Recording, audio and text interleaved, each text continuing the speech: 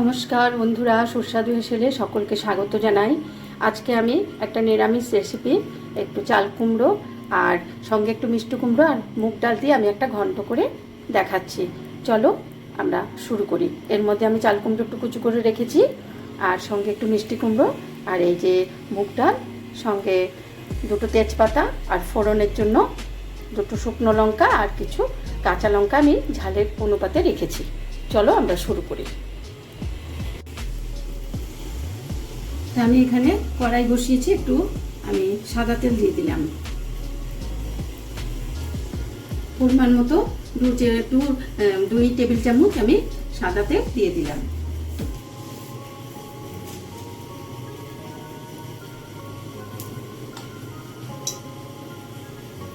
তেলটা গরম হচ্ছে, আমি এর মধ্যে দুটো শুকনো লঙ্কা দুটো দিলাম, সাদা জিরে দিলাম,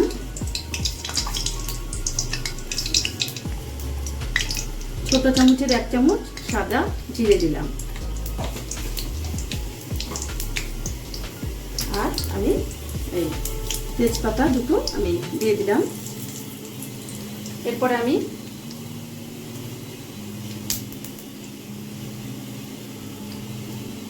এখানে মুগ ডালটা একটু অল্প একটু ধুয়ে আমি ঝেড়ে রেখেছি জল ঝারিয়ে, কারণ মুগ ডাল আমি খোলায় ভাজবো না, এটাতে দিয়ে দিলেও মুগ ডালটা সুন্দর ভাজা হয়।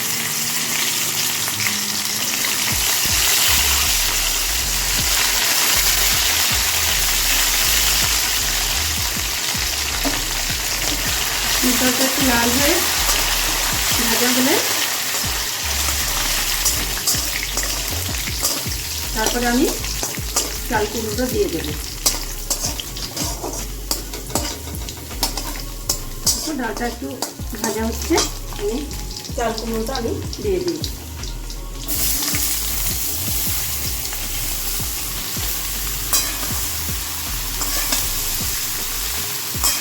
এর সাথে আমি মিষ্টি কুমড়োটাও দিয়ে দিলাম।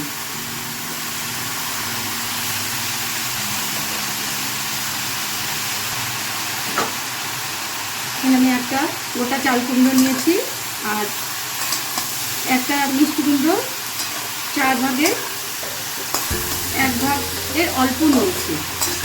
দেখো, সেই পরিমাণে আমি 1.5 চামচ মতো লবণ দিলাম। লবণের পরিমাণটা নিজের উপরে।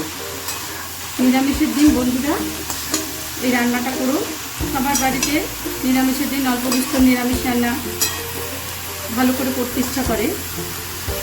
এটা করে দেখো, এই মিষ্টি কুমড়ো দিয়ে এই চাল কুমড়ো রান্নাটা খুব সুন্দর হয়, খুব মিষ্টি মিষ্টি হয় একটা, আর নিরামিষ রান্না একটু মিষ্টি মিষ্টি হলে ভালো হয়।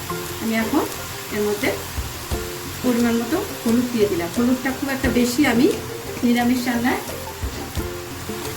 আমি ভালোবাসি না দিতে, হলুদের জাস্ট রঙটা হলেই হলুদ।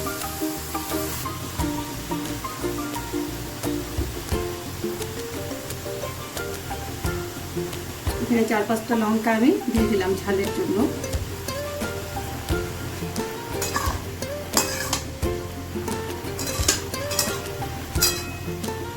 এটাকে আমি একটু এখন ঢেকে দিই।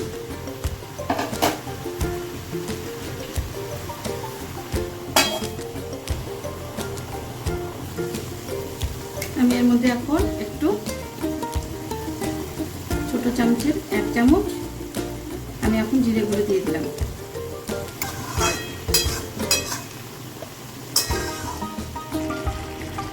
বন্ধুরা, চাল কুমড়োটা খুব জল ছেড়েছে, খুব কচি ছিল, তাই জল ছেড়েছে। জলটা একটু শুকোক, আমি তারপরে আবার তোমাদের দেখাচ্ছি।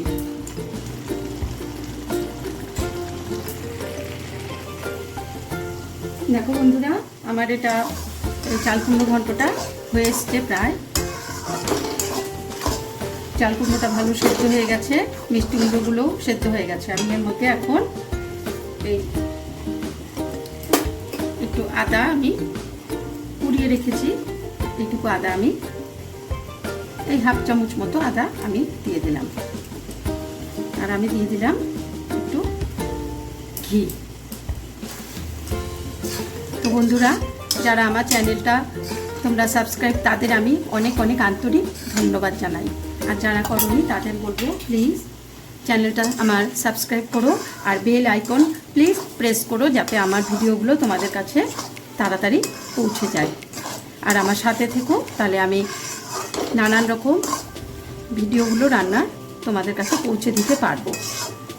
আর প্লিজ রান্নাগুলো খারাপ লাগলো কি ভালো লাগলো একটু কমেন্ট করে জানিও, তাহলে আমি বুঝবো তোমাদের রান্নাটা ভালো লাগছে কি না, সেটা আমি বুঝতে পারবো। তো আজকে রান্নাটা প্রায় হয়ে এসছে।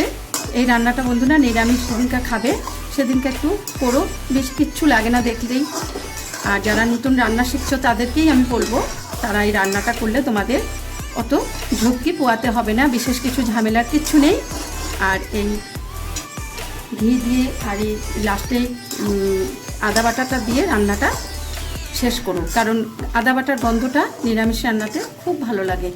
এই আদা বাটাটা প্রথম দিকে দিলে আদার গন্ধটা লাস্টে দিলে যেরকম থাকে, প্রথমে দিলে অত থাকে না, শেষের দিকে আদা বাটাটা তোমরা দেওয়ার চেষ্টা করবে এই চাল কুমড়োর ঘন্টতে। আর আমি আজকের এই ঘন্টটা একটু নরম, একটু পাতলার দিকে রাখবো, অত বেশি শক্ত করব না। তাহলে আমি তোমাদের এখন একটু বেড়ে দেখাই। তো আমার হয়ে গেল, দেখো নিরামিষে এই চাল কুমড়ো দিয়ে আর মিষ্টি কুমড়ো দিয়ে, সঙ্গে মুগের ডাল, এই দিয়ে আমার চাল কুমড়োর ঘন্ট। তোমরা করে দেখো, খুব সুন্দর লাগবে বন্ধুরা।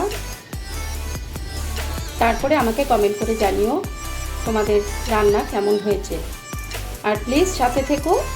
আজ তবে এইটুকু থাক, বাকি কথা পরে হবে। সবাই ভালো থেকো। নমস্কার, আসি।